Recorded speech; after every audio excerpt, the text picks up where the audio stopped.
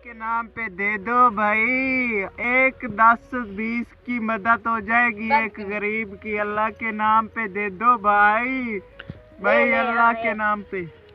अल्लाह आपको लंबी जिंदगी दे, अल्लाह के नाम पे बच्चा, तेरी जिंदगी उम्र दराज हो। अल्लाह के नाम पे, अल्लाह के नाम पे भाई। बेटा सवाल है, अल्लाह तेरे को कामयाब करे। अल्लाह के नाम पे दे दो, तेरे दिल की मुराद पूरी हो जाए। करना मैं आपसे रब्ता करता हूँ। अल्लाह के नाम पे भैया दे दो, तेरे दिल की मुराद पूरी हो जाएगी। मैं को इतनी पैसे देना आज है, ठीक है ना? जी हाँ, अल्लाह तेरी जिंदगी करे। उन्हें एक काम भी कला तू छोड़ दे पिन्ना वाला, तू और चंगा कारोबार शुरू कर गए, ठीक है? बिजनेस अपना बनावी, मैं तो पैसे बहुत देना दिया। दियो सही दियो। एक है इन्हें को चंगी जात लावी, अरे मन्ना ते मैं अल्लाह से कहना मैं क्या, मैं कह जदा मेरी नौकरी लग सी हूं, तू पहले जदी मेरी तनख्वाह हो सी पहले मैं अद्धी तनख्वाह अल्लाह दे नाम ते देसा, ठीक है?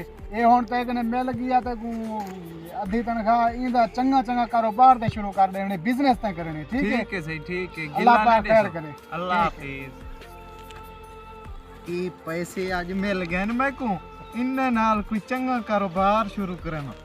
ओ बदे नहीं लाफर जरे मजदूरी वाले उन्हें इन्ने पैसे नाल मैं हुन करोड़पति बन वेसा। मजदूर घेना मैं नाल हुन मजदूर घेना सा, उन्ने को पिनवे सा, इयो काम करवे सा, मैं एक दिमार लाख करोड़पति। अस्सलाम वालेकुम। वालेकुम सलाम। भाईजान क्या हाल है? मजदूरी करनी है? जा 1,000 रुपया दिमार देसा। आओ जिलो वाल मेरे कट्ठे।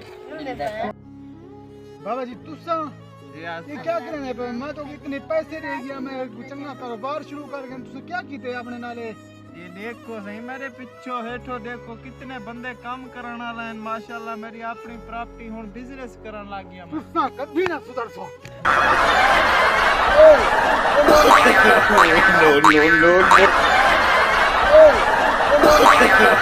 no, no, no.